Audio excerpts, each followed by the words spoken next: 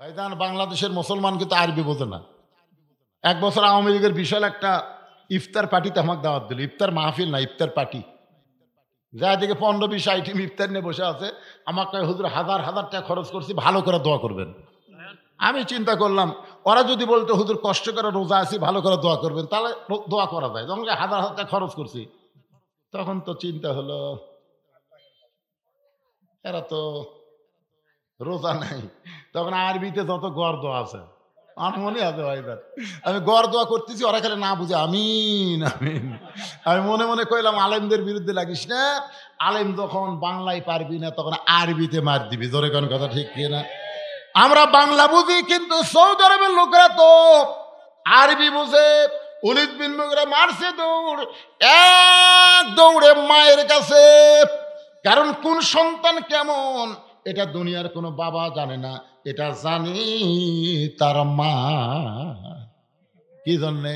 বাবা আনন্দে মাতিয়া সাগরে ভাসাইয়া সেই যে চইলা যায়, খবর লয় না। মাজন ধরিয়াই উদরে কতই কষ্ট করে, 10 মাস পরে পায় প্রসবের বেদনা। এমন দরদি ভবে কেউ হবে না আমার মা গো। আমাকে বলে হুজুর 11 মাস আমার খিদা লাগে না, এই রোজার মাসে খালি খিদা লাগে হুজুর। আমি বললাম তোর মা বাচ্চা আছে? আছে। তোর মায়ের কাছে যা, কেন খিদা লাগে তোর মা বলবার পারবে। তো মায়ের কাছে বলতেছে, মা 11 মাস আমার খিদা লাগে না, রোজার মাসে এত খিদা লাগে কেন? মা বলতেছে এই অকাম করছে তোর দাদি, তুই যখন আমার পেটত আসলি তখন জোর করে আমার রোজা ভাঙাছে। আমার কাছে রোজা থাকলে বৌমা পেটের বাচ্চা শুকা যাবি, তুই কি তাজা থার জন্য রোজার মাসে আমি খাচ্ছি রে? আমিও খাচ্ছি পেটের মধ্যে, তুইও খাচ্ছি। এই যে রমজান মাসে তোর খাওয়া দিনের বেলা শুরু হচ্ছে, এই জন্য তুই দুনিয়াতে আসার পরেও আর রোজার মাসে রোজা থাকতে পারিস না। এখান থেকে বোঝা গেল সন্তান ভালো মন্দ এটা বাপের কারণে না, সন্তান ভালো মন্দ হয় মায়ের কারণে। জোরে কোন কথা ঠিক কিনা? আজকে যেই সন্তানগুলো রাস্তা ঘুরতেছে, কোরআনের মাহফিল আসতেছে না, এটাই সন্তানের দোষ না, দোষ হল মায়ের। ওই যখন পেটটা ছিল, মা পেটত যে গোটা পাড়া ঘুরিছে, ওই পেটের মধ্যেই ঘরণী ব্যারাম পাচ্ছে। জোরে কোন কথা ঠিক কিনা? এই জন্য একজন নেপোলিয়ান বলেছে, ভালো একটা সন্তান যদি চাও তাহলে ভালো একটা মায়ের দরকার। মা যদি ভালো হয় সন্তান আল্লাহর ওলি হবে। আমাদের বাংলাদেশের মা বোনদের ভালো হওয়ার দরকার আছে না নাই? ভালো হওয়ার ফর্মুলা আজকে কোরআন থেকে মা বোনদের আমি শোনাবো একটু পরে। মায়েরা বিরক্ত হবেন না, ধৈর্য নিয়ে বসেন। উলিদ বিন মুগিরা এক দৌড়ে গেছে মায়ের কাছে, মা মারে উতুল্লিম বাদা জালিকা জানিম। মা মা কই কে রে, এত বছর পরে গোপন খবর তো কে দিল? উলিদ বিন মুগিরা বলে, মা খবর কি? বলে, বাবা এই খবর দুনিয়ার কেউ জানে না, তোর খবর কে দিল? যে খবর দিল সে দুনিয়ার সাধারণ কোনো মানুষ না। উলিদ বিন মুগিরা বলে, আমি 2 চোখে তাকে দেখবার পারি না। তুই দেখবার না পারলে কি হবে? সে দুনিয়ার সাধারণ কোনো মানুষ নয়। উলিদ বিন মুগিরা একটু নরম হয়ে বলে, মা কি হয়েছে মা একটু বলো।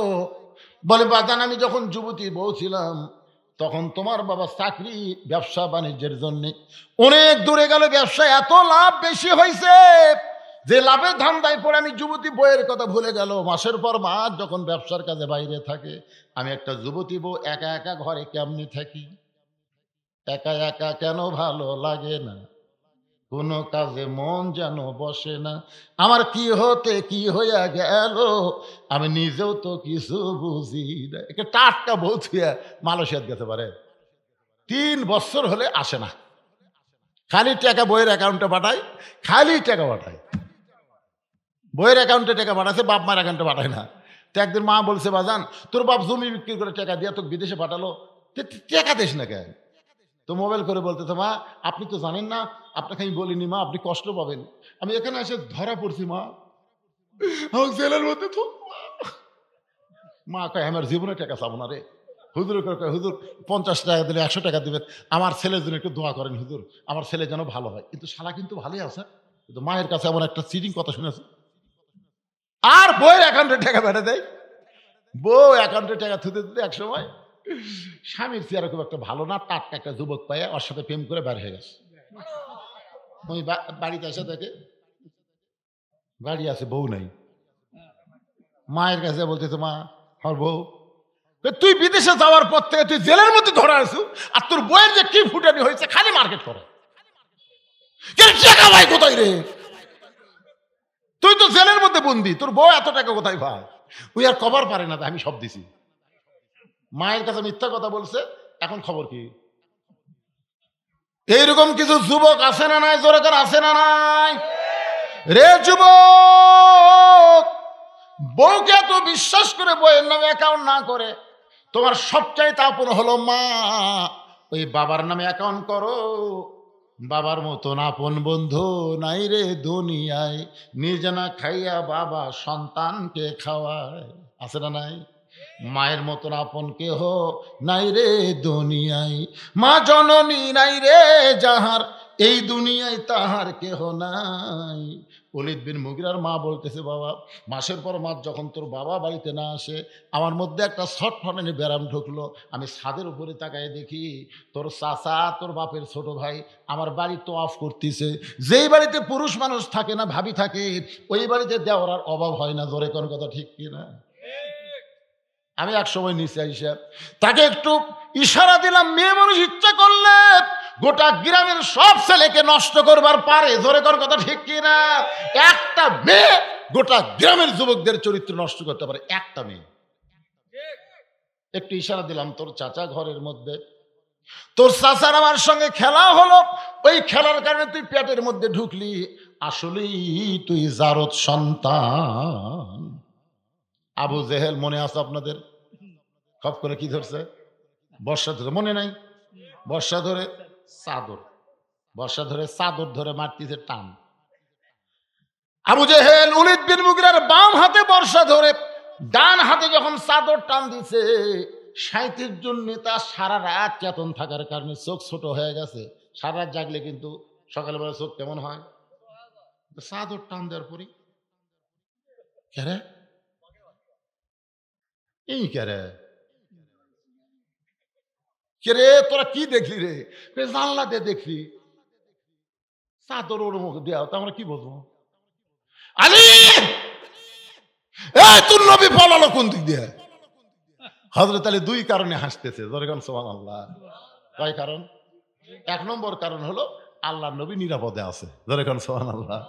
কারণ যখন বলতেছে পলালো কোন দিক দিয়ে, তখনই আল্লাহ নবী নিরাপদে আছে। দুই নম্বর কারণ হলো তোমরা এতগুলা মানুষ চেতন ছিলে, নবী কোন দিক দিয়ে গেল তোমরা বলতে পারো না, আমি ঘুমের মানুষ, বলবো কেমনি? এমন কথা আলী বলেছে। আবু জেহেলের মুকুট পড়ছে ছাই। এই কথার কোনো উত্তর আছে? যে এতগুলা মানুষ তোমরা চেতন ছিলে, নবী কোন দিক দিয়ে গেল তোমরা বলতে পারো, আমি ঘুমের মানুষ, বলবো কেমনে? আবু জেহেল বলতেছে, রে 60 জন নেতা, চলো আমরা পাহাড়ে পাহাড়ে খোঁজ করি। আমার মনে হয় রাতের বেলা পলায় গিয়ে একটা পাহাড়ের গুহার মধ্যে আশ্রয় নিয়েছে, আমরা পাহাড়ের গুহা খোঁজ করি। এই কথা বলে যখন 37 জন নেতাকে নিয়ে আবু জেহেল নেতৃত্বে রওনা দেয়, সঙ্গে সঙ্গে হযরত আলী এভাবে বুড়া আঙ্গুল আমার দিকে তাকান। যুবক তাকাও, বুড়া আঙ্গুল ঘুরাচ্ছে হযরত আলী। আবু সুফিয়ান বলে, নেতা এরই জন্যই তো আমরা কাম করে পারিনি। এই যদি বিছনাত না শুয়ে থাকতো তাহলে তো আমরা মনে করতাম এই ঘুমায় বিছনার মধ্যে নবীর চাদরের ভিতরে, এই তো নবী ধরবার দিল না, আবার বুড়ে আঙ্গুল লড়াইতেছে, চলেন এক একে সাইজ করি। আলী বলতেছে, আমি তো বুড়ে আঙ্গুল ঘুরেছি তোর ডাকার জন্য। হয়তো আলী ডাকার পেছনে কারণ হলো তোরা যতক্ষণ আমার সাথে খেলা করবো ততক্ষণ নবী নিরাপদে চলে যাবে। ধরে কারণ সুবহানাল্লাহ, এই জন্য ডাকতেছে, আয় আয় শোন, আল্লাহ নবী যদি আমাকে বলতো, আলী 37টা সারফোকা আমার বাড়ির চারিধারত আছে, তুই একটু সাইজ কর, বিশ্বাস কর, আল্লাহর শপথ করে বলতেছি, তোদের একজনকে বাপ মায়ের কাছে ফেরত জবাব দেব না, একজনকেও না। কি সাহস রে! হযরত আলী যখন 37 জন নেতাকে ডাকতেছে, এমন সময় আবু জেহেল বলতেছে, এর সাথে খামাকা গন্ডগোল করে লাভ কি? হোসেন বলে, আমার বাবা শুধু বিশ্ব আলেম নয়, আমার বাবা হলো বিশ্ববীর। মনে আছে না ভুলে গেছেন? আমার নানা শুধু বিশ্ব নবী না, বিশ্ব নেতা। আমার বাবা শুধু বিশ্ব আলেম না, আমার বাবা হলো বিশ্ববীর। আজকে আলেমগুলা যদি বীর না হয় তাহলে ফ্যাসিস্ট তৈরি হবে। আল্লাহর ওলি আল্লামা সাইদি হুজুর শুধু আলেম ছিলেন না, একটা বীর ছিলেন। জোরে কোন কথা ঠিক কি না? যার কারণে হাসিনা তাকে ধরে জেলের মধ্যে থচ্ছে। এই বিরক্ত বেড়াতে হবে না। আর অনেক আলেম আছে বাংলাদেশে, ম্যাও ম্যাও ম্যাও ম্যাও ম্যাও ম্যাও করে বলে সব বাইরে ঘুরতেছে, খালি কমলা খায়, আপেল খায়, গোল্লা খায়, মুখ মাপ মতো খায়, আর ধরা পড়ে না। মামুনুল হক খালি আলেম না, বীর হওয়ার কারণে তাকে ধরে জেলখানায় রাখছে। ধরে কোন কথা ঠিক কিনা? আমির হামজা শুধু আলেম না, বীর হওয়ার কারণে তাকে জেলখানায় ঢুকাছে। ধরে কোন কথা ঠিক কিনা? তাহলে আলেম হলে হবে না, আলেমের সাথে বীরত্বের ভাষণ দেওয়া লাগবে, বীরত্বের হক কথা বলা লাগবে। ধরে কোন কথা ঠিক কিনা? জেল জুলুমের কোনো পরোয়া আলেমরা করে না, কারণ জেল জুলুম হলো তাদের গলার মালা। আমাদের ইমাম আবু হানিফা রহমতুল্লাহ দেখায় দিয়েছে। ধরে কোন ঠিক? এমনকি আমাদের নবীকেও জেলখানাতে রাখছে। তিহমা প্রান্তরে আল্লাহ নবী সাহাবীদের নিয়ে ওয়াজ করতেছেন। এমন সময় নবীর চোখ দিয়ে দর দর করে পানি পড়তেছে। সাহাবীরা বলে, ইয়া রাসূলুল্লাহ, এত সুন্দর ওয়াজ করেন কিন্তু আপনার চোখের মধ্যে পানি। রাসূল বলে, সাহাবীরা রে, এই মুহূর্তে আমি জানতে পারলাম মক্কার সব চাইতে বড় বীর নাম হলো তার আমর। যারা বলেন নাম কি? প্রতি সন্ধ্যায় 21 কেজি খাদ্য খায় আর 3.5 ওজনের তরবারি নিয়ে জিহাদের ময়দানে যায়। সে আমর আজকে কাবাঘর শুয়ে শপথ করেছে, মুসলমানের নবীকে হত্যা না করা পর্যন্ত আমি দুনিয়ার কোনো পানিও পান করব না, দুনিয়ার কোনো খাবারও খাবো না। সে আমার মক্কা থেকে আমাকে লক্ষ্য করে রওনা দিয়েছে।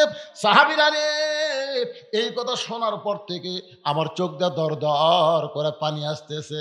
ওসমান গনি বলে, রাসূলুল্লাহ, এত বড় বীর আমর যখন কাবা শুয়ে শপথ করে আপনাকে হত্যা করতে চায়, হত্যা না করা পর্যন্ত পানিও পান করবে না, দুনিয়ার কোনো খাদ্য খাবে না। হুজুর, তাহলে আমরা দোয়া করি, সবাই আমরা দোয়া করি ওই আমরের হাত পাও যেন আল্লাহ অবশ করে দেয়। হুজুর, আমরা সবাই মিলে দোয়া করি। ওসমান গনির কথায় আল্লাহ রাসূল হাত তুলে দোয়া করবেন। এমন সময় ফেরেশতা জিবরাইল কোরআন শরীফ নিয়ে আইছে। ইয়া আইয়ুহান নাবিয়্যু হারজিল মুমিনিনা আলাল কিতাল, হারজিল মুমিনিনা আলাল কিতাল। ওগো নবী, ওগো নবী, এই দুই হাত খালি দোয়ার জন্য না, এই দুই হাত হলো লাঠি ধরার হাত, এই দুই হাত হলো অস্ত্র ধরার হাত। জোরে কোন কথা ঠিক কিনা? আপনি সাহাবীদের কি শিক্ষা দিচ্ছেন? আপনাকে হত্যা করবে আসতেছে আর আপনি দোয়া করতেছেন। মুয়াজ্জিন কয়, ইমাম সাহেব, আমাদের এই ভান্ডার পাইকা যে হারে চুরি শুরু হয়ে গেছে, আপনি একটু দোয়া করবেন চোরের হাত থেকে আল্লাহ যেন গ্রামকে বাঁচায়। ইমাম সাহেব বলেন, এশার নামাজের পরে তোমরা সবাই 5 মিনিটের জন্য বসবে। সবাই বসে গেছে। ইমাম সাহেব বলতেছে, ভাই 3 বার সূরা ইখলাস, 1 বার সূরা ফাতিহা, 11 বার দরুদ শরীফ, 3 বার ইস্তেগফার পড়ো। সবাই পড়ার পরে 2 হাত তুলে দোয়া করতেছে, আল্লাহ, আল্লাহ, যে হারে চোর বাড়ে গেছে, আল্লাহ চোরের হাত থেকে ভান্ডার পাইকাকে তুমি হেফাজত করো। আল্লাহ, আল্লাহ, আল্লাহ, চোরের হাত থেকে হেফাজত করো। চোর জানলার উপর থেকে বলতেছে আমিন, কারণ চোর দোয়া পছন্দ করে। চোর কিন্তু দোয়া পছন্দ করে। বিশ্ব ইজতেমা টুঙ্গিত বহু চোর যায় দোয়া সামিল হতে। তোর কথা ঠিক কিনা? সুদ খাই, ঘুষ খাই, দোয়া যাবে কি? চোর বলতেছে আমিন, কারণ চোর জানে তোরা দোয়া করে ঘুম পান আর আমি চুরি করবো। তোর কথা ঠিক কিনা? কিন্তু ইমাম সাহেব বলে, নামাজের পরে 5 মিনিট বসবা। সবাই বসছে। তোমরা বাড়িতে যাও, 3 হাতা করে একটা লাঠি বানাও, একটা লাঠির মাপ হবে 3 হাত। 3 হাতা একটা লাঠি কাটো।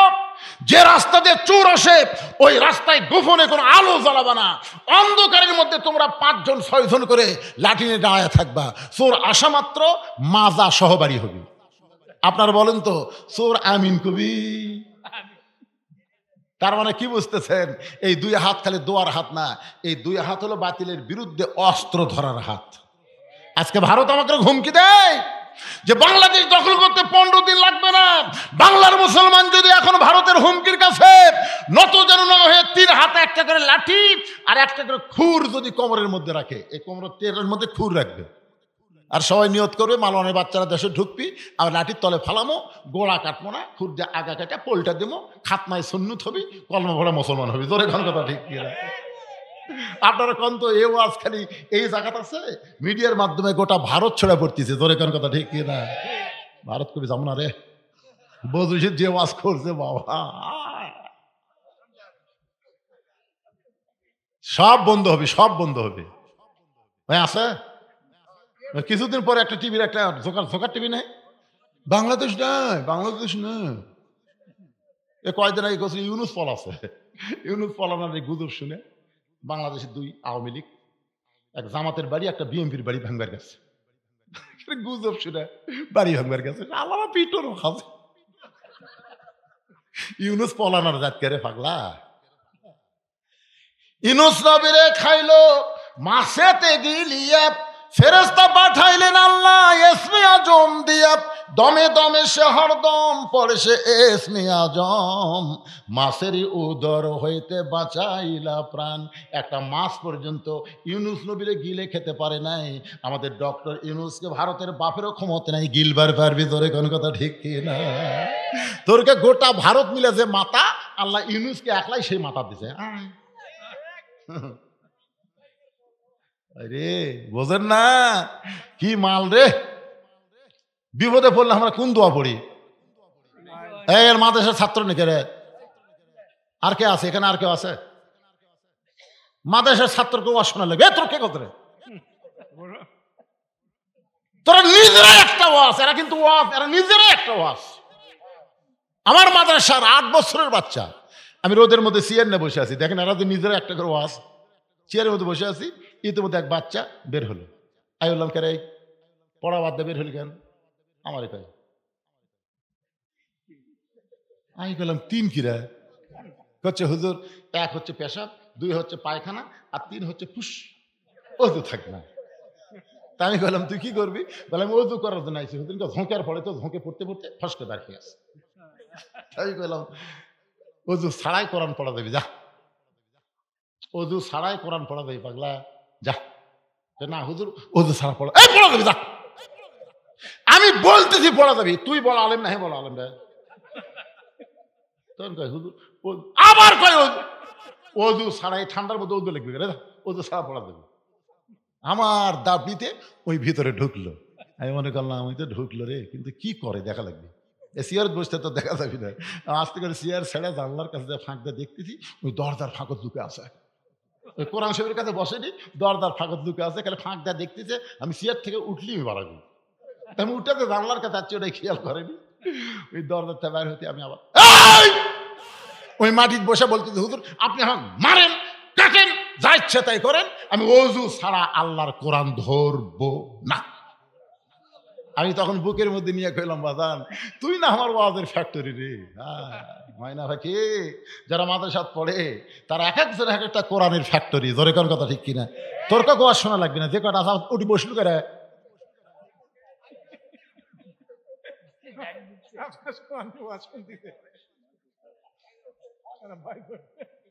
ভয় নাই বাবা, দাও।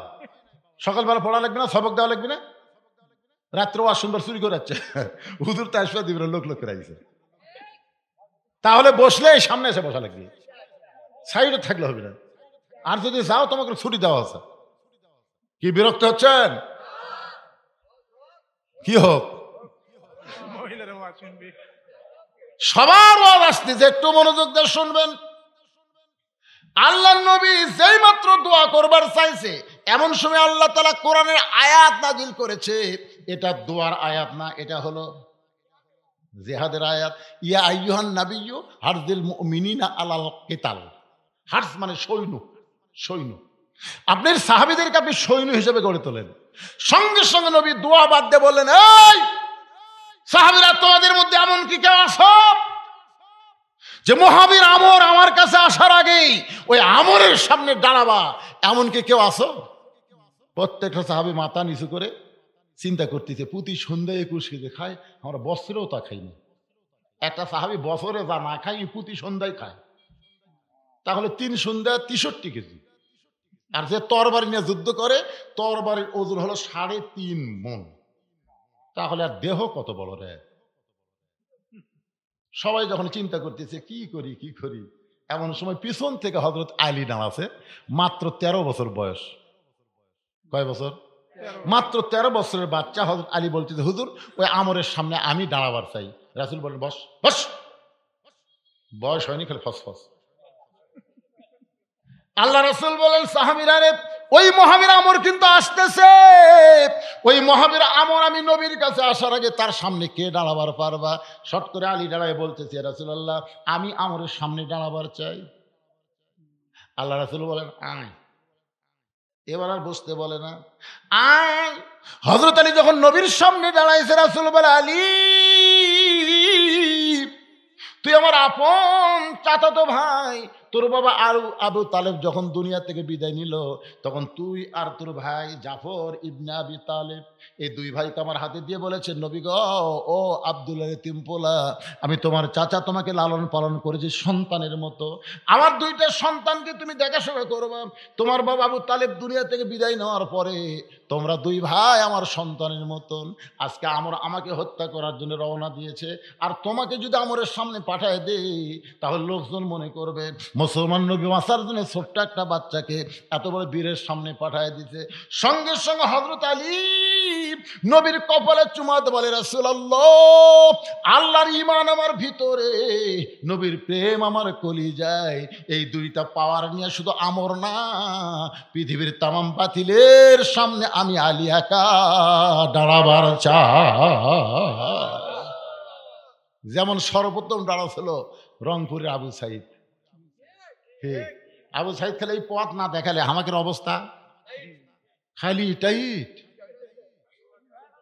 চিন্তা করে দেখেন, এটা কিন্তু জাতা বিরক্ত করে মার মার। এই যে শহীদের মৃত্যু যে একটা পিঁপড়া কাটার চাইতো যন্ত্রণা কম, আবু সাইদের অবস্থা আমরা দেখে বুঝলাম।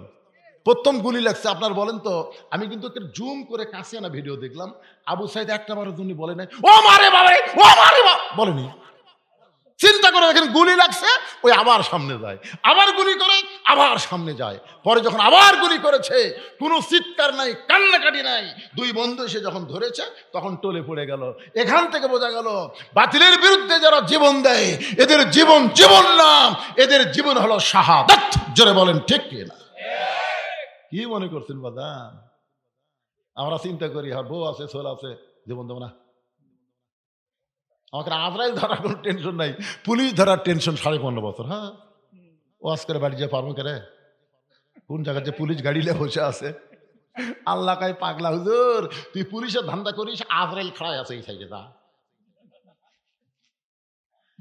মাশাআল্লাহ, আমরা দেখছি ইয়ামিনকে যখন গাড়ি থেকে ফেলে দিল, দেখেন না আপনারা? দেখেন কত বড় নির্মম। গাড়ি থেকে একটা ছেলেকে এরকম টেনে ফেলে দিল, তারপরে ছেলেটা যখন গাড়ির কাছে পড়েছে তাকে আবার টেনে এই তুলো, তখন দেখেন ছেলেটা একদম এরকম করতেছে না? চিন্তা করে দেখেন, প্রচন্ড হাসিনা রে, তো কি করি রে। তারপরও বাংলাদেশ সারবার চাইছিল না। আর্মির যিনি প্রধান উনি বললেন, আমি আপনার দায়িত্ব নেব না, কারণ যে হারে আসতেছে। কি স্বরাষ্ট্রমন্ত্রীর কাছে পুলিশের আইজি কি বলছে, স্যার আপনি যে বলেন গুলি করেন, আমি তো গুলি করতেছি, গুলি করি, ওই জায়গা ফাঁকা হয় না স্যার, ওই পড়ে যায় আর একজন খাড়া হয়। হ্যাঁ না না, সে চিন্তা করে দেখেন যে গুলি করতেছি, ও মারে বাবারকে দৌড় মারলে তোর দেখা থেকে আরো 3টে দৌড়াবি, পড়ে যায় আর একজন খাড়া হয়। তার মানে বোঝা গেল তয়রান আবাবিল তারমিহিম বিহিজারাতিন মিন সিজ্জিল ফাজআলাহুম কাআসফিম মাকুল। কি মনে করছেন বাবা? আবার মাঝে মধ্যে চট করে আসবি, চট করে আসবি। আমার এতই হাসি লাগে, মেম্বার থেকে মন্ত্রী বন্ধু বলে গেছে, চট করে আসবি। আজকে একজন ডক্টর ইউনূসের বিরুদ্ধে পোস্টার বিলি করতেছে, দেখেন না আপনারা ফেসবুকে, এই পোস্টার দিছে বাবা, সেই দেওয়া দিছে। খালি বিএমপি না লরম না করে নবীর প্রেম আমার কলিজায়, শুধু আমর নয়, পৃথিবীর তামাম বাতিলের সামনে আমি আলী একাই দাঁড়াবার চাই। ইত্তাকু ফিরাসাতাল মুমিনিনা ফাইন্নাহু ইয়ানজুরু বিনূরিল্লাহ। নবী আলীর দিকে তাকায় দেখি, ও বাবা রে, এটা একটা ইমানই রে। ওসমান লব্বাইকে রাসূলুল্লাহ, দোয়া করবার কথা বলছিল, দোয়া লাগবে না? তোমার বাড়িতে কি তরবারি আছে? ওসমান কয়, হুজুর আমি কি জঙ্গি যে আমার বাড়ির তরবারি থাকবি? তরবারি নাই, ও একটা ছুরি আছে হুজুর, ওই কুরবানির সময় উঠ জব করি। তা আল্লাহ রাসূল বলে, ওরাই নিয়ে আসো। ওসমান এক দৌড়ে গিয়ে বাড়ির থেকে ছুরি নিয়ে আসলো। রাসূল মাপা দেখে মাত্র 27 ইঞ্চি, ওজন হলে 1 কেজি। কয় কেজি? আর কয় মন আনতেছে? 3.5 মন। 1 কেজি 27 ইঞ্চি একটা ছুরি। হযরত আলী নবী দিয়ে বলে, আলী রে, এই ছুরিটা নিয়ে আমরের সামনে তুমি দাঁড়িয়ে যাও। তার মানে বোঝা গেল ছুরির সামনে, তরবারির সামনে তো সুইটুবি চলবে না। তরবারির সামনে ছোট হোক, ওদের থাকবে অ্যাটম বোম, আমাদের থাকবে পাথর। ওরা অ্যাটম বোম মারবে আর আমরা পাথর মারবো। পাথর আর অ্যাটম বোম একত্র হয়ে দুইজন মাটির পড়ে ইসাব্বিহু লাহু মা ফিস সামাওয়াতি ওয়াল আরদ। অ্যাটম জিকির করছে, আল্লাহ আল্লাহ আল্লাহ। জিকির করতে করতে আল্লাহ কয়, বাংলাদেশের মাটি হলো উর্বর ভালো, তুই আর অ্যাটম থাকবো, তরমুজ হয়ে যা। যেই তরমুজ হচ্ছে, ছেলেবেলারা বাড়াছে, বাড়ি থেকে বিশাল একটা তরমুজ পড়ে আছে। কিরে তরমুজ 80 টাকা কেজি, এত বড় তরমুজ পড়ে আছে। ওরা বাড়ির থেকে চাকুটা গুলি এসে তরমুজ কাটা খাচ্ছে, বুঝলেন? ওরা অনুবীক্ষণ যন্ত্র দিয়ে দেখতেছে, দূরবীন যন্ত্র দেখতেছে, কিরকম করে অ্যাটমের খবর কি। হায় হায়, মিল্লাত আবিকুম ইব্রাহিম ওয়া সাম্মাকুমুল মুসলিমিন। জাতির পিতা আগুনের চুলা, শান্তির বাগান পাশে, আর এরা ভারতের অ্যাটম তরমুজ করছে, তরমুজ কাটা খাচ্ছে। চিন্তা করছেন আপনি? আপনি কি বুঝতেছেন? ফালিয়াবুদু রাব্ব হাযাল বাইত আল্লাযী আত'আমাহুম মিন জু'ইন ওয়া আমানাহুম মিন খাউফ। ওই ঘরের মালিকের গোলামি করো। আল্লাহ বলেছেন রিজিকের কোনো পেরেশানি হবে না। ওরা চিনি বন্ধ করে দিবে, পেঁয়াজ বন্ধ করে দিবে, আলু বন্ধ করে দিবে, আমি আল্লাহ আসমান থেকে তোমাদের রিজিকের ফয়সালা করব। জোরে করে কথা ঠিক কি না? ওয়া আমানাহুম মিন খাউফ। ওরা যতই অস্ত্রের ভয় দেখাক, আমি আল্লাহ তাআলা পুরোপুরি নিরাপত্তা দিয়ে দেব। সুবহানাল্লাহ খান না কেন? নিরাপত্তা দেওয়ার মালিককে, রিজিক দেওয়ার মালিককে। আমা মিন দাব্বাতিন ফিল আরদি ইল্লা আলাল্লাহি রিজকুহা। একটু মনোযোগ দিয়ে শুনবেন। হযরত আলী ওই তরবারি নিয়ে মারছে দৌড়। পিছন দিক থেকে রাসূল ডাকে, আলী রে, তোমার একটা ছুরি দিলাম, ছুরি নিয়ে তুমি দৌড় মারতেছ, আস্তে আস্তে হেঁটে যাওয়াও তো পারো। আলী বলতেছে, ইয়া রাসূলুল্লাহ, অনেক আগে আমর আপনাকে হত্যা করার জন্য রওনা দিয়েছে, আমি হেঁটে হেঁটে না যে দৌড়ে গিয়ে আমরকে এমনভাবে পজিশনে ওকে সাইজ করতে চাই, আপনার পবিত্র চেহারা দেখার আগে ওই আমর যেন আল্লাহর জাহান্নামে যায়। একেবারে সুবহানাল্লাহ কর না কেন? যে আপনার পবিত্র চেহারা দেখার আগেই আমরকে আমি জাহান্নামে পাঠাবার চাই। এক দৌড়ে আমর আসতেছে হাতির মতন, আর পিছনে হাজার দিয়ে কাফেররা মিছিল করতেছে। মুসলমানের নবীকে কেউ বাঁচাবার পারবে না, মুসলমানের নবীকে কেউ বাঁচাবার পারবে না। 13 বছরের বাচ্চা সামনে খাড়া আছে, আমরের সামনে খাড়া হয়ে আমর বলতেছে, কে রে পুচকা, তুই হাতর চাকুলে কি করবো রে? মানে চাকু, যেটা গরু জব করে হলো ছুরি, আর যেটা চামড়া ছেলের নাম কি? চাকু।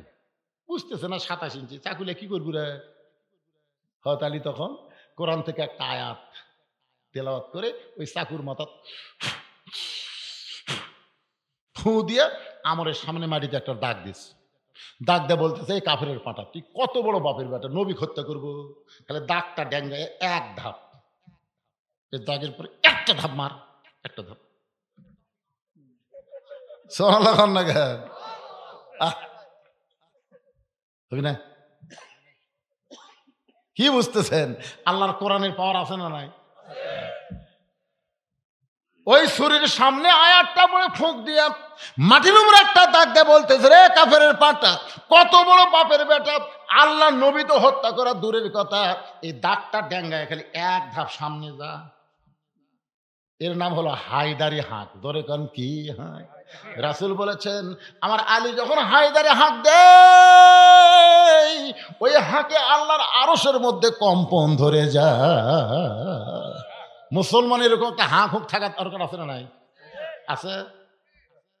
কে আপনি ফজর নামাজ পড়েন, আপনার আইডিয়া পড়ে না কে? রে বাপ, বাবা, ও আব্বা, আপনি একে একে ফজর পড়েন, আপনার ছেলে পড়ে না কেন?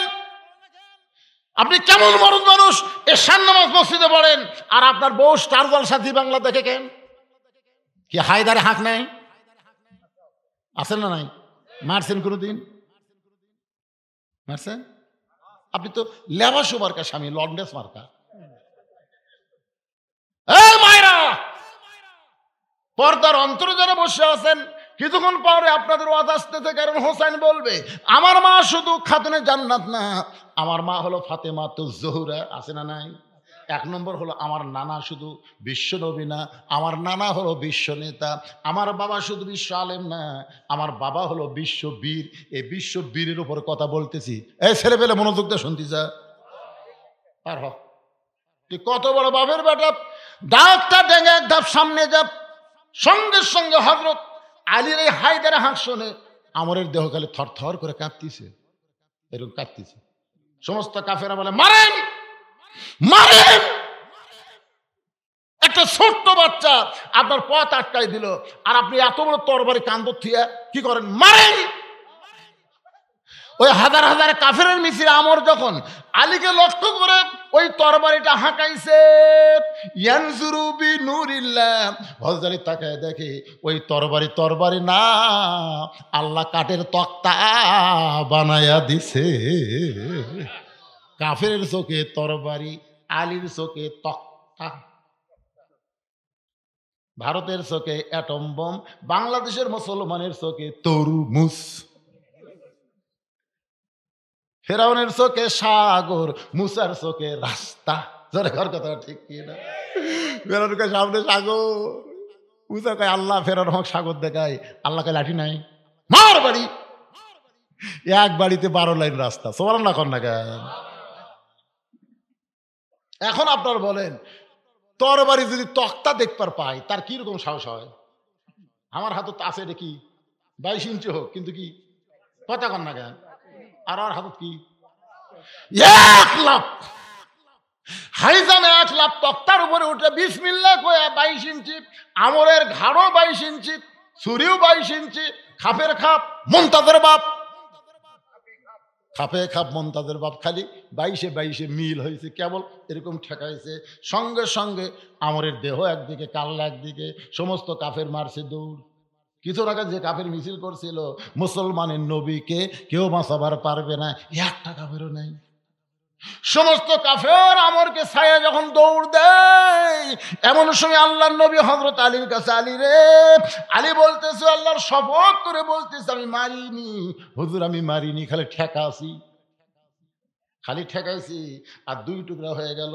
রাসূল বলে আলী চুপ চুপ, খবরদার এই কথা কাউরে কয় না, আমাক যা কোসা কোসা আর দান কাউরে কয় না। কি না হুজুর, আল্লাহ শপথ করে বলতেছি খালি ঠেকাছি। শুধু ঠেকানোর সঙ্গে সঙ্গে 2 টুকরা কেমনে হয়ে গেল। রাসূল বলে আলী রে, আজকে আমি বলবো না, সময় সুযোগ পেলে একদিন তোমাকে বলবো। কামুজ দুর্গের দরজায় হ্যাঁচকা টান মারছে হযরত আলী, ওই দরজাটা হাতের ঢাল হয়ে গেছে। যে দরজা লাগাইতে 100 জন, খুলতে 100 জন, সেই দরজা বাম হাতের ঢাল। এইটা দেখে কাফের বেঈমান সব ময়দান ছেড়ে দৌড়। হযরত আলী রাগ হয়ে গেল। সমস্ত কাফের যখন দৌড় দেয়, বিনা যুদ্ধে মুসলমানের বিজয়। দরজা ফাইলা দিয়েছে, 80 গজ দড়ি গিয়ে পড়ছে। সাহাবেরা এসে নবীকে বলতেছে ইয়া রাসূলুল্লাহ, আজকে আলীর কারণে মুসলমানের বিজয় হলো। রাসূলের মনটা খারাপ, রাসূলের মনটা খারাপ। কেউ যদি বলে ভারতের সহযোগিতায় 71 সালে আমরা স্বাধীনতা পেয়েছি, এটা মুসলমানদের মন খারাপ হওয়ার কথা। কারণ কোনো বিজয় মানুষের দ্বারা হয় না, বিজয় হয় আল্লাহর সাহায্যে। জোরে কোন কথা ঠিক কি না? ইজাজা আনাসরুল্লাহি ওয়াল ফাত ওয়া রাআইতান নাসা ইয়াদখুলুনা ফি দীনিল্লাহি আফওয়াজা। আপনারা বলেন তো 24 সালের 5ই আগস্টে যে বিজয় আমরা পাইলাম, এই বিজয় কিন্তু ছাত্র জনতার জীবনের মাধ্যমে নয়, এই বিজয়টা হলো আমার আল্লাহর সাহায্য। কথা বলেন, কথা বলা লাগবে ঠিক। আপনি দেখছেন 5ই আগস্টের দিন দেখছেন, ওটা তো ঢাকার কথা আছে 6 আগস্ট। কয় আগস্ট? 6 আগস্ট না? ঢাকা অ্যাটাক হবে কয় আগস্ট? কিন্তু 5ই আগস্ট কে ডাকালো বোঝেন না? একদিন আগে আমি খালি ফেসবুক তুলছি, শালা পলক তো ইন্টারনেট বন্ধ করে দিছে, ভিপিএন দিয়ে চালু করে 12টা পর্যন্ত একটা লোকও ঢাকাত নেই। এই দিনের 12টা পর্যন্ত একটা লোকও ঢাকাত নেই। আমি চিন্তা করলাম কে রে, আজকাল যদি ছাত্ররা মিস করে, আগামীকাল থেকে আমার ওপর চলবি। আমি মনের দুঃখে মসজিদে গেলাম। মসজিদে থেকে কোরআন শরীফ পড়তে পড়তে একসময় আমি নিজেই জোহরের আযান দিলাম। আযান দেওয়ার পরে নামাজ পড়ে আসতেছি না, 2টার দিকে আসি। আর বউ বলতে কে গো মসজিদে কি ঘুমাইলা নাকি? ঘুম নাসিনি। আসে দেখি ফেসবুক করে, ওরে বাবা রে, কিরে 12টার সময় একজনও নাই, আর 2টার সময় যে দিকে তাকাই খালি হায় হায়। এক সময় গুলি করতেছিল পুলিশেরা, সে পুলিশেরা ওরকে আশা থেকে ভয় পলালো, আর্মিরা গুলি করবার চায় ওরকে সাথে যোগ দিল। হায় হায় হায় হায়, কে প্রধান সেনাপতি আর্মির কাছে দৌড়ে গেল। আর আল্লাহ আল্লাহ যে হারে আসতেছে, এই বন্যা থামানোর কোনো মরদ নাই। যতই গুলি করি ওরা মরবে ঠিকই, কিন্তু ওরা থামবি না। সুবহানাল্লাহ কন না কেন? এ বিজয় মানুষের দ্বারা হয় নাই, এ বিজয় হয়েছে আল্লাহর রহমত। জোরে কোন কথা ঠিক কি না? বাজান একটু মনোযোগ দিয়ে শুনবেন। সাহাবারা বলতেছে, রাসূলুল্লাহ আজকে আলীর কারণে আমাদের যুদ্ধে বিজয় হলো। নবী একটু মনটা খারাপ করলো। কার কারণে?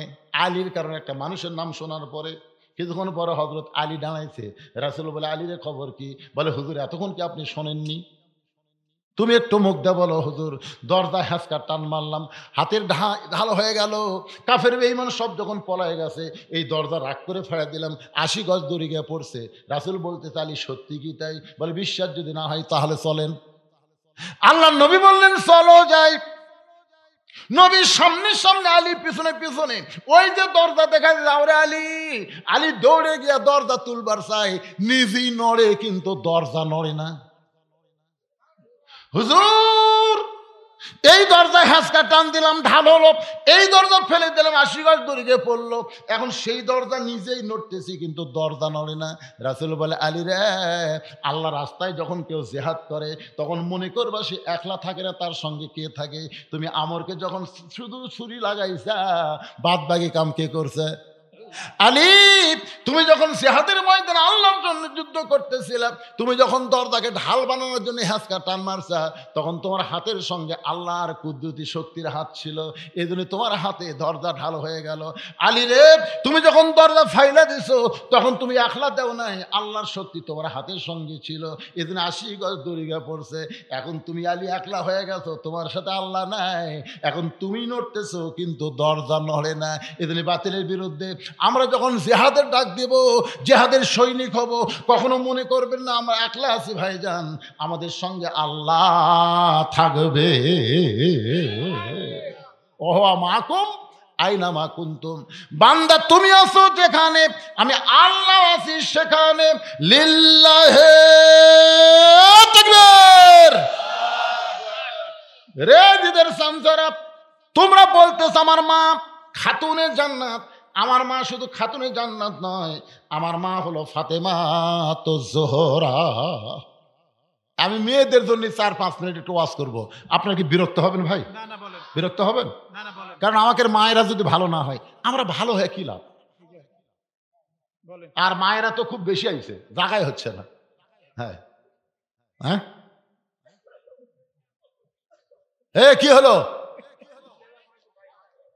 ফাতেমা তো জহুরা। জহুরা জহুরা মানে কি রে? এই মুসলমানেরা, আজকে আমাদের ঘরে ঘরে যেটা আছে সেটা কি? ওটা জহুরা। এতে কি মাল! হায় হায়, কারেন্টের ফ্যান বন্ধ করে দিয়ে তাল পাকার বাতাস করতেছে। স্বামী কয়, কে গো, কারেন্ট লেখা আছে তো? তো কারেন্টের ফ্যান বাদ দিয়ে তাল পাকা কেন? এই ফ্যানই তো আমার সতী। এই ফ্যান যদি আপনাকে বাতাস দেয় তাহলে আমি জান্নাত কেমনে পাবো? এই জন্য ফ্যান বন্ধ করে আমি বাতাস করতেছি। স্বামী কয়, আল্লাহ রে, এটা বউ না রাবিয়া বসরি রে? কিছুক্ষণ পরে ডান হাতে বাতাস করে আর বাম হাতে স্বামীর মাথার চুল টানতেছে, কপাল টিপা দেয়, ভুরু টানে, পায়ের বুড়া আঙ্গুলে ফুটাই দেয়। স্বামী বলে, আল্লাহ, এমন বউ যেন বাংলার ঘরে ঘরে জন্মায়। বউয়ের এরকম খেদমতে স্বামী খুশি হয়ে গেছে। কিছুক্ষণ পরে বউ কাঁদতেছে। স্বামী কয়, কি হচ্ছে গো, কান্দো কে? কান্দার কারণ গো তোমাকে বলবো না। স্বামী কয়, ময়না কো, তুমি আমার এত খেদমত করতেছে, ফ্যান বন্ধ করে পাঙ্খার বাতাস করতেছে, আমার কপাল টিপতেছে, চুল টানতেছে, বুড়াঙ্গুল টানতেছে, কও ময়না কও। না কব না। স্বামী কয়, কবি না ক ময়না কও। কবার তো চাই, কিন্তু আমার কথা কি শুনবেন? আচ্ছা কও, কি কবা কও। তোমার বুড়া বাপ আর বুড়ি মা আমার কলজাত আগুন ধরে দিছে। আমার কলজের মধ্যে আগুন ধরে দিছে। তুমি যখন চাকরির যাও, ব্যবসার যাও, এই বুড়া বুড়ির ফ্যাসিলিটিতে আমি আর বাড়ি থাকবার পারতেছি না। তুমি যদি তোমার বাপ মায়ের সাথে থাকবার চাও, তা আল্লাহ হস্তে আমাকে বাপের বাড়ি পেটে দাও। আর যদি আমার সঙ্গে জান্নাতের সংসার করবার চাও, এই বুড়া বুড়ি বাদ দেওয়া লাগবে, অমা আড়াই না ইল্লাল বালাক। এখন তুমি কি করবা কো?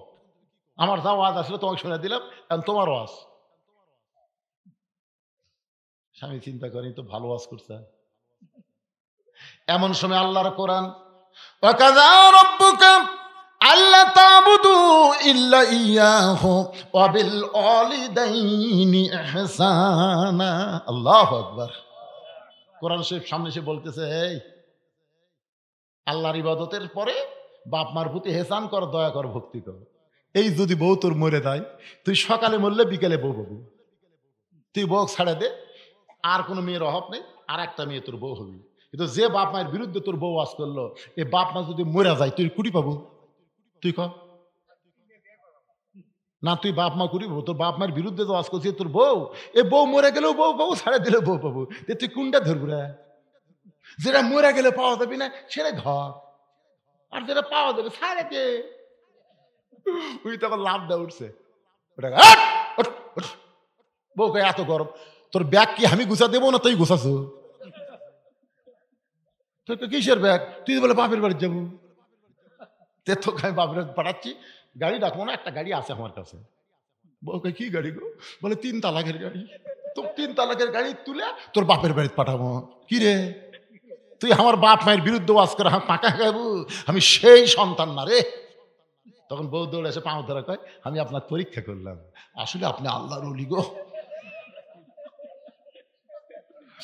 হায় হাই রে, মিয়া মানুষের বোঝা বড় দায় বারে। এই হাসিনা যে অভিনয় শিখাছে, বুঝলেন? হাসিনা ওই আবার কি করে, এই একটা টিস্যু লাই, ওর চোখত কিন্তু পানি নেই, ওর লাকত পানি। ঘিন্না লাগে। কে রে, তোর চোখত পানি নেই, লাকত পানি। দেশের জন্য আমি কি করি, আমার কোনো কিছু দরকার নেই, আমার বাপ নেই, তোর কিছুই লাগবে না। এক আনুবানুক চুন্নি থেকে যে রূপপুর জেলা, ওখান থেকেই এই শালার বেটা হাসিনা আর ওর বোন 3 জন টাকা এক জায়গার থেকে মারছে, এক জায়গার থেকে। কথা কর না কেন, কথা কর না কেন?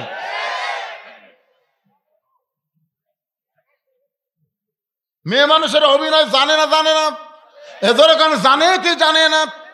আমার মা বোনেরা যারা পর্দার অন্তরে, এই জহুরা মানে কি মা, এইটা আপনাদের শোনানোর জন্য, আমার বাপ দানকে বোঝানোর জন্য বলতেছি। কি ভাই উঠলেন কে ভাই রে? আচ্ছা ঠিক আছে, আমি তো জানি এই মরত ওটার মরত। কি আমি চিনি না? আপনাকে এলাকাত কখন থেকে বাস করতেছি আপনার জানেন?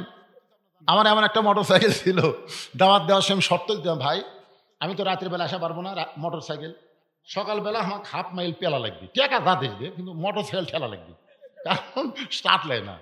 এই শর্তের পর দাওয়াত দিলে দে। আপনাকে এলাকাতে আছে মোটর সাইকেল স্টার্ট ধরে না ভাই রে, ঠান্ডায় খেলে জুমে আছে।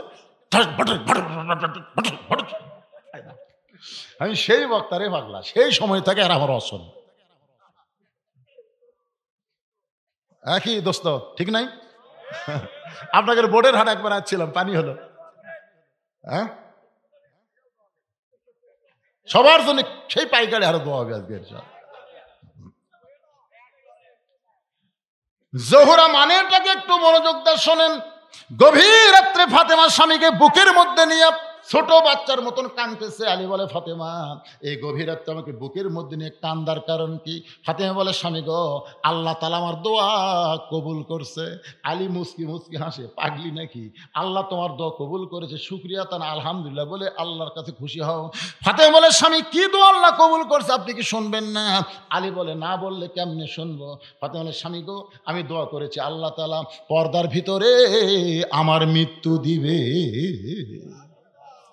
আলী কয়, কি পাগলি রে, সারা জীবন যে পর্দা মানিছে, সে তো পর্দার মধ্যে মৃত্যুবরণ করবে। মা খাদিজা বলেছে, আমার পেট থেকে যখন ফাতেমা জন্ম নিল, আমি তখন তাকায় দেখি ফাতেমা তার ইজ্জতের উপরে 2টা হাত দেয়া দুনিয়াতে ভূমিষ্ঠ হলো। ধরে কোন সুবহানাল্লাহ। আমি মা হইয়াও আমার মেয়ের ইজ্জত আমি কোনোদিনও দেখতে পারিনি। কি মনে করছেন ভাই?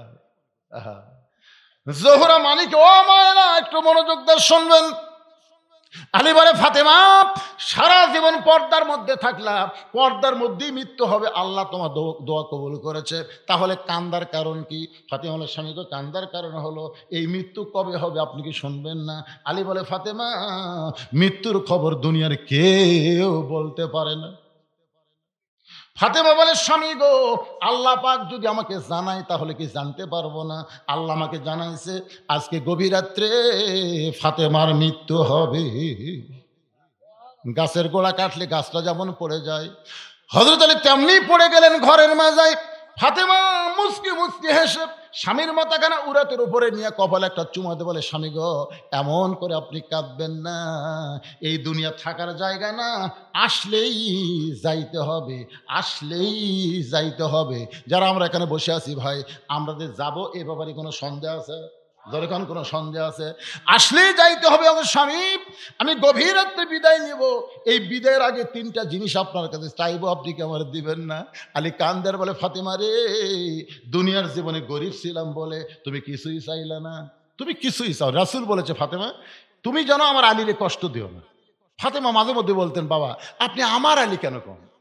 রাসূল বলে, ফাতেমা তুই জানিস না মা, দুনিয়ার বহু ধনী যুবক তোকে বিয়ে করবার চাইছিল, আমি তাদের সঙ্গে তোকে বিয়ে দিবার চাইছিলাম, তাদের মধ্যে একজনকে বাছাই করে আমি বিয়ে দিবার চাইলাম, কিন্তু আমি দিবার চাইলে কি হবে রে ফাতেমা? আল্লাহ নিজে ঘটকালি করে এই আলী গরিবের সামনে তোর বিয়ে দিল। আমি সেদিন থেকে বুঝলাম আল্লাহ তাকে পছন্দ করছে, সে তুইয়া মুইয়া মানুষ না, আল্লাহর পছন্দনীয়। তোর এখন সুবহানাল্লাহ। আলী কান্দার বলে, ফাতেমা দুনিয়ার জীবনে গরিব ছিলাম বলে তুমি কিছুই চাইলা না। একদিন গভীর রাত্রে হযরত আলী ঘুম থেকে চেতন পায়া দেখে হাসান হোসেন দুই ভাই ঘুম পাড়তেছে, কিন্তু ফাতেমা ঘরের মধ্যে নেই। আলীর মনের মধ্যে চিন্তা হলো, আমার সন্তান দুইটা ঘুম পাড়ে, আমিও ঘুম পাড়ে, আমাদের ঘুমের মধ্যে রাইকা ফাতেমা কোথায় গেল? দরজায় গিয়ে তাকায় দেখে মরুভূমির মধ্যে কালো চাদর মাথায় দিয়ে খুব জোরে জোরে ফাতেমা হাঁটতেছে। আলীর সন্দেহ হয়ে গেল, আমাদেরকে ঘুমের মধ্যে রাইকা আমার বউ ফাতেমা যাবে কোন জায়গায়? নিরাপদ দূরত্ব পিছনে বজায় রেখে হযরত আলী হাঁটতেছে, নবী যেই ঘরে ঘুমাই ওই ঘরে জানলার পাশে দাঁড়ায় ফাতেমা বলে, বাবা আজকে যদি আমার মা দুনিয়াতে জীবিত থাকতো, মায়ের কাছেই কথা বলতাম, কিন্তু মা খাদিজা দুনিয়া থেকে বিদায় নিছে। বাবা আমার দুঃখের কথা আমি কাকে বলবো? বাবা মেহেরবানি করে একটু দরজা খুলে দেন। আল্লাহ নবী যখন দরজা খুলে দেয়, ওই সময় ফাতেমা ঘরের মধ্যে ঢুকলো। হযরত আলী দৌড়ে গিয়ে জানলার কাছে কানটা লাগায় শুনতেছে, দেখি নবীর মেয়ের সাথে কি গল্প করে, আমার বিরুদ্ধে কোনো গল্প হয় কিনা। এইটা শোনার জন্য হযরত আলী যখন কানটা লাগায় দেয়, এমন সময় রাসূল বলে, ফাতেমা তুই একা একা কেন ঘরে ঢুকলি মা? আমার আলীকেও ঘরের মধ্যে নিয়ে আয়। ধরে কোন সুবহানাল্লাহ। জানলার কাছে কান লাগায় কি আছে? এ কতক্ষণ কে আছে? রাসূল বলে, ফাতেমা তুই একা একা কেন ঘরে ঢুকলি মা? আমার আলীকেও ঘরের মধ্যে নিয়ে আয়। ফাতেমা কান্দের বলে, বাবা আমার স্বামী সারাদিন কলেমার দাওয়াত দিয়ে বেড়াইছে, মানুষকে কোরআনের শিক্ষা দিয়েছে, দুনিয়ার কাজকাম করতে গিয়ে শরীরটা ক্লান্ত হয়ে ঘুম পাড়তেছে। আমার হাসানও ঘুমাই, হোসেনও ঘুমাই, তাদের বাপও যখন ঘুমাই, ওই সুযোগ আমি একা একা আপনার কাছে আইছি। বাবা মেহেরবানি করে একটু বাতি জ্বলান, মেহেরবানি করে একটু বাতি জ্বলান। রাসূল বলে, ফাতেমা কি বলবি বল, বলে তাড়াতাড়ি চলে যান। ফাতেমা বলতেছে, বা বহুদিন বলেছি কিন্তু কাম হয় নাই, আজকে একটু বাতি জ্বলান, আমি একটু আপনাকে দেখাবার চাই। নবী যখন ঘরের মধ্যে বাতি জ্বলাইছে, এমন সময় ফাতেমা দুইটা হাত নবীর দিকে বাড়ায় দেয়। ওই বাতির আলোতে নবী দেখতে পায় হাতের তালু আছে, কিন্তু তালুর উপর চামড়া নাই, দুইটা হাত গোস্তের টুকরার মতন লাল দেখা যায়। সঙ্গে সঙ্গে নবী ঘরের কোনায়, আল্লাহ তোমার মেয়ে নাই, তোমার সন্তান নাই, তোমার বাপ নাই, তোমার মা নাই, কিন্তু আমি নবী আমার মেয়ে আজকের যে অবস্থায় দুইটা হাত আমার দেখাইছে, আল্লাহ কত ধনী বিয়ে করবার চাইছিল ফাতেমাকে, তুমি ঘটকালি করলা গরিব আলীর সাথে, আমার মেয়ের এই কষ্ট আমি কেমনে সইব আল্লাহ। এই কথা যখন নবী আল্লাহকে বলতেছে, এমন সময় ফাতেমা মাথায় ঘোমটা দিয়ে নবীর ঘর থেকে যখন বাইরে যায়, রাসূল বলে, ফাতেমা আমি তোর বিরুদ্ধে কিছুই বলিনি মা, তুই কেন মাথায় ঘোমটা দিলি? ফাতেমা বলে, বাবা আপনি কার বিরুদ্ধে বলেছেন? আপনি কি জানেন বাবা, আল্লাহর পরে কাউকে যদি সেজদা দেওয়ার হুকুম থাকতো তাহলে আপনি বলেছেন মেয়েরা তার স্বামীকে সেজদা করবে। ও আল্লাহর নবী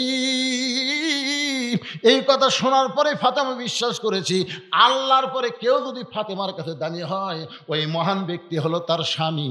আপনি স্বামীর বিরুদ্ধে কথা বলবেন আর আপনার সাহায্যের আমার দরকার নাই। এই বলে ফাতেমা যখন রওনা দেয়, হযরত আলী পিছনে পিছনে দৌড়ায় আর বলে, ফাতেমা রে, দুনিয়ার জীবনে গরিব ছিলাম বলে তোমারে কিছুই দিবার পারিনি ফাতেমা, আজকে গভীর রাত্রে দুনিয়া থেকে বিদায় নিবা, এই বিদায়ের আগে তুমি কি চাও ফাতেমা? বলে, আমার 1 নম্বর চাওয়া হলো আমাকে রাতের বেলায় আপনি দাফন করবেন, রাতের বেলায় মরবো, আর দিনের বেলা কবর দিবেন হবে না, আমার কবরের খবর মানুষ জানতে পারে, এই রাতের বেলায় আমাকে দাফন করা লাগবে। ওগো স্বামী, আমার 2 নম্বর চাওয়া হলো আমার কোনো জানাজার ব্যবস্থা করবেন না, রাতের বেলা দাফন করে আমার কোনো জানাজার ব্যবস্থা করবেন না। 3 নম্বর চাহিদা হলো আমার লাশটা কিন্তু খাটনিতে তুলবেন না, কারণ ফাতেমার খাটনি কান্দে নিবে 4 জন পুরুষ, এই দুনিয়াতে ফাতেমা খুঁজে পাইল না। যদি আজকে আমার বাবা দুনিয়াতে জীবিত থাকতো, মরা মেয়ের লাশের খাটনি বাবা কান্দে নিবার পারতো, কিন্তু আমার বাবা 6 মাস আগে দুনিয়া থেকে বিদায় নিয়েছে। আমার হাসান হোসেন এত ছোট, মায়ের খাটনি কান্দে নিবার পারবে না। আপনি যদি পারেন আমার লাশটা কান্দে করে নিয়ে ওই জান্নাতুল বাকির পূর্ব কোণায় সবুজ রঙের একটা বাতি জ্বলবে, ওই বাতি বরাবর ফাতেমাকে আপনি দাফন করে দেবেন। ওগো স্বামী, আমার কবর খুঁড়তে যদি আপনার কষ্ট হয়, আপনার একান্ত বন্ধু যদি কেউ থাকে দুনিয়ায়, তারে বলবেন সে যেন ফাতেমার কবর খনন করে দেয়। হযরত আবু যর গিফারের কাছে গেল, ওই কবর খুঁড়তে খুঁড়তে আবু যর গিফারের কবর থেকে একটা শব্দ পায়, আবু যর গিফারের কবর ছেড়ে যখন পালায় গেছে, এমন সময় হযরত আলী ফাতেমার লাশটা কাঁধে করে নিয়ে ওই জান্নাতুল বাকির পূর্ব কোণায় গিয়ে দেখে সবুজ রঙের একটা বাতি জ্বলতেছে, যেই বাতির কোনো তার নাই, যেই বাতির কোনো সুইচ নাই, বিনা তার বিনা সুইচ আমার আল্লাহ তাআলা অটোমেটিক জ্বলায়া দিছে। ওই আলোতে কবরে দাফন করে হযরত আলী বলতেছে, আল্লাহ, এখনই বাড়িতে গেলে আমার চাইতে বড় বিপদে কেউ পড়বে না, কারণ হাসান হোসেন ঘুমের মধ্যে আছে, আর ঘুমের মধ্যে তার মা দুনিয়া থেকে বিদায় নিল, আর আমি দাফন করে এখন যদি বাড়িতে যাই আর হাসান হোসেন 2 ভাই যদি আমাকে ধরে বলে, বাবা, ও বাবা, 6 মাস আগে নানা ফাঁকি দিয়ে চলে গেছে বাবা, মাত্র 6 মাস আগে নানা ফাঁকি দিয়ে চলে গেছে বাবা, আমাদের মা কোথায় গেল? ও বাবা, যেই মা রাতের বেলা আমাদের বুক থামলায় থামলায় ঘুমায় দিছে, সেই দরদের মা কোথায় গেছে? আলী কান্দের বলে, আল্লাহ রে, এখনই বাড়িতে গেলে হাসান হোসেন যদি জানতে চায়, আমি যদি বলি তোমাদের মা মারা গেছে, হাসান হোসেন যদি বলে, বাবা কবর কোথায় দিলেন, আমরা কি 2 ভাই মায়ের কবরটা দেখতে পারবো না? আমি 2 ভাইকে যদি নিয়ে আসি আর কবরের পাশে যদি এরা কান্দে কানতে কানতে যদি সকাল হয়ে যায়, তাহলে মদিনার মানুষ জানতে পারবে হাসান হোসেন যেখানে কাঁদতেছে এখানে তাদের মায়ের কবর আছে। আল্লাহ, ফাতেমা বলেছে গোপন আমাকে দাফন করবেন, দুনিয়ার কোনো মানুষ যেন না জানে, আমি কি করবো আল্লাহ? এই বলে হযরত আলী যখন কাঁদতেছে, ওই অটোমেটিক বাতিটা আল্লাহ লিভায়া দিছে। বাতি যখন নিভে যায়, হযরত আলী আফসালতে দেখতে পায় কয়েকটা পুরাতন কবর দেখা যায়, এইমাত্র ফাতেমার কবর দিতে সেই কবর আর ওইখানে নাই। হযরত আলী পুরাতন কবরের মধ্যে ফাতেমার নতুন কবর খুঁজে পায় না, গোটা জান্নাতুল বাকি দৌড়ে আর বলে, ফাতেমার কবর এখনই কবর দিলাম, সেই কবরটা গেল কোন জায়গায়? কে যেন বলে, আলী রে, ফাতেমা পর্দানিশি, আমি আল্লাহ জহুরা ডিগ্রি দিয়া ফাতেমার কবরটাকে কিয়ামত পর্যন্ত পর্দা করে দিয়েছি। জহুরা মানে কি এইটা আমি আপনাদের বলবো। আর হযরত আলী ওই যে ছুরির মুখে একটা আয়াত পড়ে ফুঁক দিছে, ওই আয়াতটা আজকে আপনাদের সামনে বলবো, ওই আয়াত পড়ে আমল করবেন, দরজা খুলে ঘুম পারবেন, চোর ভুলেও আপনার বাড়ি ঢুকবে না। লাগবে না আয়াত? লাগবে না? লাগবে না? তো তাহলে শুনবেন না জহুরা মানে কি আর এই আয়াতটা কি? কারা কারা শুনবেন আল্লাহকে একটু হাত দেখান তো দেখে। লিল্লাহু আকবার, হাত নামান। লিমা তাকুলু মা লা তাফালুন, আপনারা কিন্তু শুনবার চাইছেন, এখন না শুনে যদি চলে যান, না না সব কি একটাই? এই ছেলেরা যদি কোরআনের মাহফিল করাতে আপনারা কি খুশি না বেজার? তাহলে আমি যদি আপনাদেরকে বলি যে এই ছেলেরা কোরআনের মাহফিল প্রতি বছর করুক, এটা যদি চান, তাহলে আপনাদের ভিতরে আল্লাহর 10টা বান্দা চাই, একটা কোরআন শরীফ দান করা লাগবে। একটা কোরআন মানে 500 টাকা দান করলেই একটা কোরআন দানের সব আল্লাহ আপনার আমল নামায় দিয়ে দিবে। এরকম 10 জন আল্লাহর বান্দা আপনাদের মধ্যে আছে যে হুজুর 500 টাকা দিয়ে একটা কোরআন দানের সব এই কোরআনের মাহফিলের জন্য আমি আল্লাহর কাছে পাওয়ার চাই। এই নিয়তে একটা আল্লাহর বান্দা দাঁড়ান তো যে হুজুর 500 টাকা দিব লগত, এটা কিন্তু কোরআন টাকা লগত নাই, নাই লগত নাই। হ্যাঁ আসেন, এই দেখেন, আসেন বাবা আসেন। কি ফাকরি?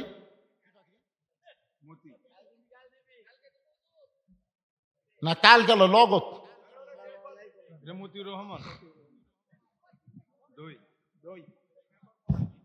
শোনেন শোনেন, কোনো দিকে কোনো সাইড কথা মারবেন না। আপনি কোন তো আওয়ামী লীগ করার পরেও চেয়ারম্যানে আছে, মেম্বারে আছে, পলায়নি। তারা কি? তারা আমাদের ভাইরে পাগলা, এরা আমাদের ক্ষতি করেনি, এরা কোনো মানুষকে কষ্ট দেয়নি। ধরে কোন কথা কর না খায় ঘরের তলে কে রে কলা খায়নি, তো কলা খাওয়ার কথা খুঁজি আমি? খালি বলছে একদল খাইয়া গেছে আর একদল খাবি। কারা কারা গরম হচ্ছে? কোন কারা কারা গরম হচ্ছে? যারা খাবি তারাই তো গরম হচ্ছে। ধরে কোন কথা ঠিক না?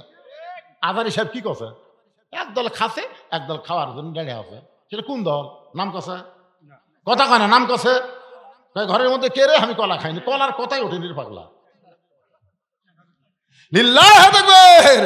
আমি একটা কোরআন শরীফের দাম চাই, আর আমার এই ভাইজান 2টা কোরআন শরীফ বাবদ আল্লাহ 1000 টাকা দান করে গেল। এই সুযোগে দেখেন কয়টা হলো গরিন ভাই। আল্লাহর আর একজন বান্দা কোরআন বাবদ 500 টাকা দান করে দিল।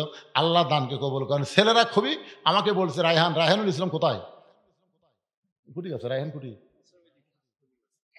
এ বাবা আসো তো ময়না পাখি। আমরা খুব লসে আছি। কিন্তু কিসের লস? এরা কোরআনের মাহফিল করে যদি লস খায় তাহলে গান বাজনা করবি রে? আপনাদের পকেটে টাকা আছে, একটা কোরআন শরীফ দান সবচাইতে বড় দান। একটা কোরআন বাবদ 500 টাকা দিয়ে পারবেন না? তার টাকা আছে। আল্লাহ যেন 1 বছর ডাক্তারের কাছে না লিয়া যায়, পারে কি পারে না? ধরে কোন সবচাইতে বড় দান একটা কোরআন, কোরআনের মাহফিলের জন্য একটা 500 টাকা দিবেন, একটা কোরআন দানের সব পাবেন। কেরে পিছন থেকে একজনও চেতে না, কেরে টাকা নাই, বাকি সালে তো বহু দিবেন, পরে আদায় করতে কষ্ট হবে। পাওয়া যাবে? এই লিখলে পাওয়া যাবে রায়হান? এই দে এটা একটা, তার মধ্যে লেখেন, এটা লেখেন। ওই দে ধরেন ধরেন ধরেন। আল্লাহর আরেকজন বান্দা কোরআন শরীফ বাবদ 500 টাকা ধরে বলেন মারহাবা। ওই দে মাশাআল্লাহ। আস্তে হ্যাঁ লেখা লিখছে লিল্লাহে তাকবীর। কে বলে নাই? এই সাইড থেকে চেপতিছে রে, ওই ধারে তো একটাও নাই। আপনাকে কি বলছি? উঠা যাওয়া চলবি না, উঠে আসা যাবে না। আমি বলছি উঠা বাড়ির যাওয়া যাবে না। এটি উঠে আসলে ক্ষতি নাই তো, উঠে আসেন। হ্যাঁ আসেন আসেন আসেন। আল্লাহর একজন কোরআন শরীফ বাবদ 500 টাকা দান করলো। আল্লাহ দানকে কবুল করেন, আল্লাহুম্মা আমিন। এই যে এতগুলো আমন্ত্রিত অতিথির নাম দিছে, এরা দিছে কে বাবা? রায়হানুল ইসলাম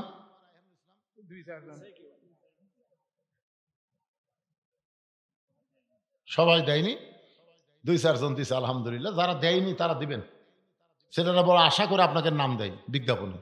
আর ফাঁকি দেন, ফাঁকি দিবেন না। যদি থাকেন দিবেন। কয়টা হলো? মাশাআল্লাহ, একটা আসতেছে নাকি দেখুন তো। মাশাআল্লাহ, লিল্লাহে তাকবীর। 10টা হয়ে গেছে। আপনারা কি মনে করছেন পাওয়া যাবে না? হ্যাঁ, আর একটা কোরআন শরীফ আছে, ওটা হাফিজি কোরআন শরীফ না, এটা হলো আমরা সাধারণ লোকেরা পড়ি, মাত্র 200 টাকা হলেই পাওয়া যায়। এরকম 10টা কোরআন শরীফ 200 টাকা করে।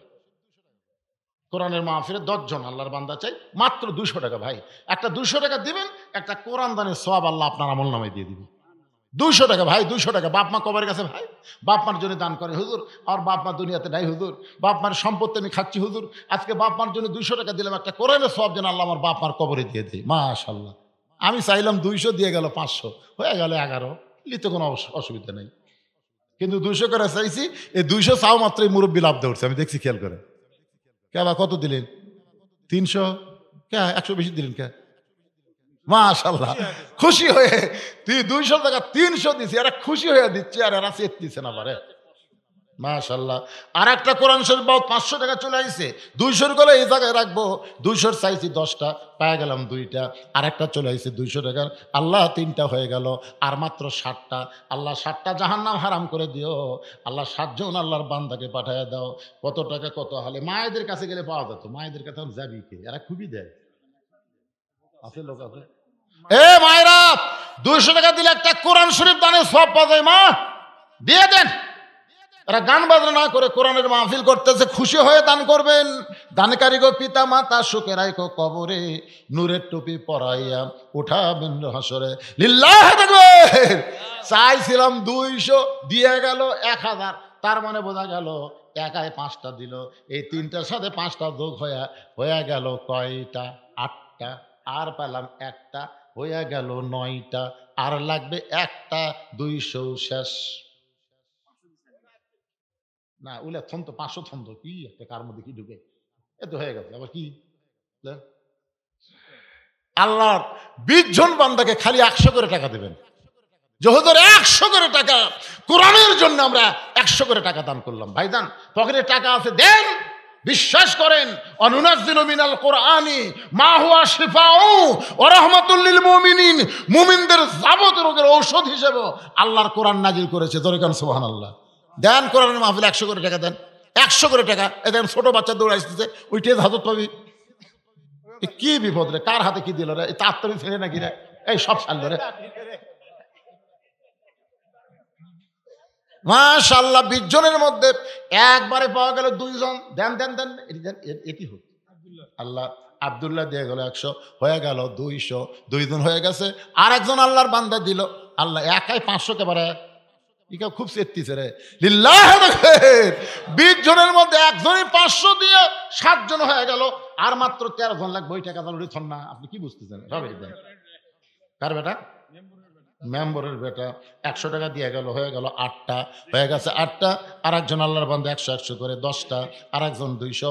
আল্লাহ আর একজন 200 দিয়ে হয়ে গেল, হয়ে গেছে শেষ। আর একজন 200। মাশাআল্লাহ, সুবহানাল্লাহ। খালি মরদের মধ্যে কামাই হলো রে, মেয়েদের মধ্যে কি হলো রে? 200 100 করে দান করলো। যারাই দান করলো, এখনো যারা করবে, আর গণনার মধ্যে না।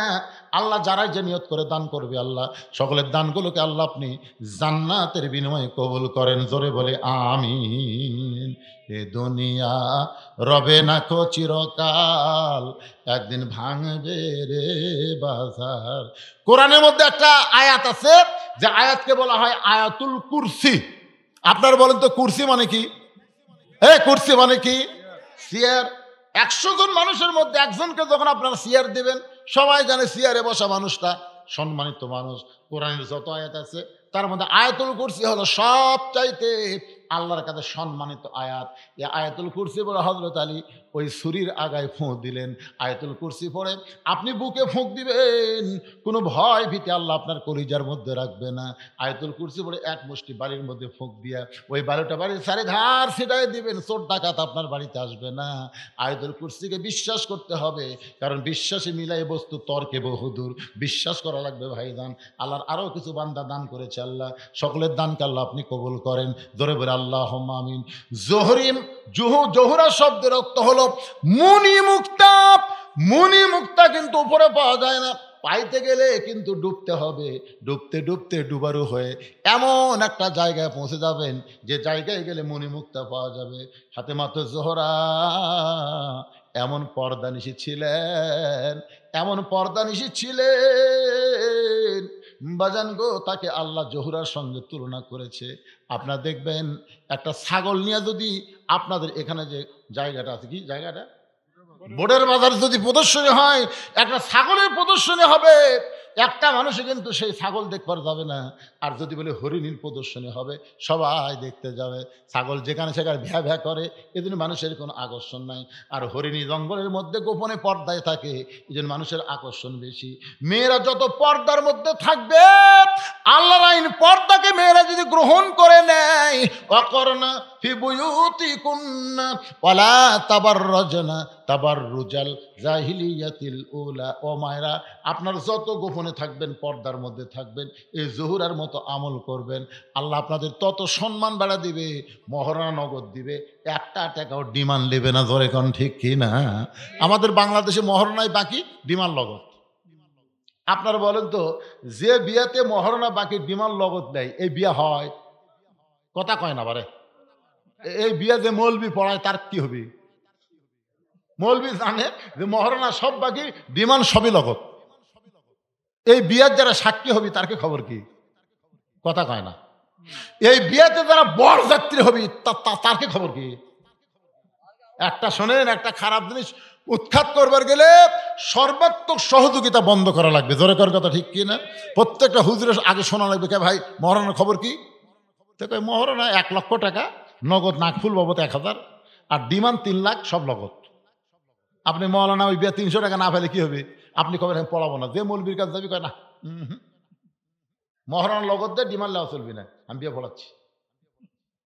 যারা বরযাত্রী হবে তারা কয় কি খবরে, মহারণা দিব? কয় না ভাই যাচ্ছি না, যা, তোর বিয়া না খালি কি হবে? আলু ভর্তাতে ভাত খামো, তেল লাইট দিয়ে ঘুম পারবো। ধরে কর কথা ঠিক কি না? তোর সাথে বিয়েতে দিয়ে গোস্ত খায়া আমার 3 দিন খালি পায়খানা দেওয়া লাগবে, বাড়ান লাগবে, ঢোকান লাগবে, বাড়ান লাগবে কি? আজকাল বিয়ে সেদের খাওয়া ভালো? চিন্তা করে দেখেন, এই যে আপনাকে শিবগঞ্জের আলু ঘাটি খাচ্ছেন আপনারা, আমি তো জানি লিরালা গোস্তের বিয়ের সাজের মধ্যে আমাকে আলু ঘাটি স্বাদ। একেবারে খাননি আপনারা? খাননি?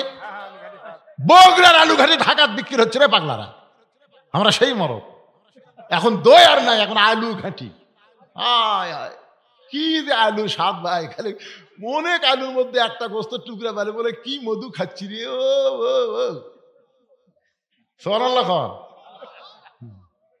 আল্লাহ আজকের এই মাহফিলের বক্তা শ্রোতা সকলকে আল্লাহ কবুল করো। জোরে করো আমিন। আস্তাগফিরুল্লাহ রাব্বি মিন কুল্লি জামবি ওয়া তুবু ইলাইহি লা হাওলা ওয়ালা কুওয়াতা ইল্লা বিল্লাহিল আলিয়্যিল আযীম। আল্লাহুম্মা সাল্লি আলা মুহাম্মদ, আল্লাহুম্মা বারিক আলা মুহাম্মদ। সকলে হাত তুলে আল্লাহুম্মা আমিন। আল্লাহুম্মা আনতাস সালাম ওয়া মিনকাস সালাম, তাবারাকতা ইয়া যাল জালালি ওয়াল ইকরাম। আল্লাহ তাআলা, কঠিন শীতের ভিতরে ল্যাপ্তশোককে বাদ দিয়া তোমার পাগল বান্দারা খেরের মধ্যে বসে, ঠান্ডার মধ্যে বসে আল্লাহ ঘন্টার পর ঘন্টা আলোচনা শুনে রাত 12টার সময় রহমতের দরজায় ফকির হয়ে দোকানে হাত তুলেছে। আল্লাহ মেহেরবানি করে আজকের মাহফিল আমাদের সকলের হেদায়েতের জন্যে, নাজাতের জন্যে, জান্নাতের জন্যে কবুল করো। এই মাহফিলের শুরু থেকে শেষ পর্যন্ত যত আলোচনা হয়েছে আল্লাহ, এর মধ্যে যদি ত্রুটি হয়, ভুল হয়, মাফ করে দাও। এর যা হাদিয়া মঞ্জুর করো। সোনার মদিনায় নবী পাকের রওজা মুবারকে আল্লাহ কবুল করে নাও। তামাম আম্বিয়ায়ে কেরাম, আসহাবে কেরাম, তাবিনী কেরাম, তাবিনী কেরাম, তামাম পৃথিবীর মাটির নিচে যত মুমিন মুমিনাত শুয়ে আছে আল্লাহ, সকলের আরওয়াহ ফরে হাদিয়া কবুল করো। আল্লাহ গো, আমরা যারা হাত তুলেছি, আমাদের জনম দুঃখনী মা যাদের খবরে গেছে আল্লাহ মেহেরবানি করে মায়ের কবরকে জান্নাতের টুকরা বানিয়ে দাও। বাবার বাড়ি ঘর সবই আছে, দরদের বাবা যাদের কবরের ঘরে চলে গেছে আল্লাহ মেহেরবানি করে বাবার কবরকে জান্নাতের টুকরা বানিয়ে দাও। আমাদের দাদা দাদি, নানা নানি, আত্মীয় স্বজন, শ্বশুর শাশুড়ি যাদের কবরে গেছে আল্লাহ কবরবাসীদের মাফ করে দাও। আল্লাহ এই ভান্ডার পাইকা উত্তরপাড়ার যুব সমাজকে 5 ওয়াক্ত নামাজ হিসেবে কবুল করে নাও। আয় আল্লাহ তাআলা, খাস করে আমার রায়হানুল ইসলাম অত্যন্ত মহব্বতের একটা ছেলে আল্লাহ, নানা নির্যাতনের ভিতরে থেকেও আল্লাহ তোমার কোরআনের সৈনিক ছিল। রায়হানুল ইসলামকে আল্লাহ তুমি কবুল করো, তার পরিবারের প্রতি রহমত বরকত নাজিল করো। আমার রুহুল আমিন ভাই আজকের মাহফিলের সম্মানিত সভাপতি আমার হাফেজ সাহেবকে আল্লাহ তুমি কবুল করে নাও। যে যুবকেরা কষ্ট করে মেহনত করে এত সুন্দর আয়োজন করেছে, এই যুবকগুলোকে আল্লাহ জান্নাতের যুবক, কোরআনের সৈনিক হিসেবে কবুল করে নাও। আজকের মাহফিলে যারা সর্বাত্মক সহযোগিতা করলো, বুদ্ধি দিয়ে, অর্থ দিয়া, সাহায্য দিয়ে আল্লাহ, সকলের এই সাহায্যকে আল্লাহ সর্বাত্মক কবুল করে নাও। আল্লাহ গো, আমরা কোরআন শুধু ওয়াজ শুনবো না, বাংলার জমিনে কোরআনের শাসন দেখতে চাই। একটা বারের জন্য হলো আমাদেরকে দেখার তৌফিক দিয়ে দাও। আল্লাহ আমি গুনাহগার বলে দোয়া ফিরাই দিও না আল্লাহ। এতগুলো মানুষের মধ্যে যার দুই খানাত কবুল করো, সেই দুইটা হাতের ওসিলে আজকের মাহফিলকে আল্লাহ তুমি কবুল করে নাও আল্লাহ।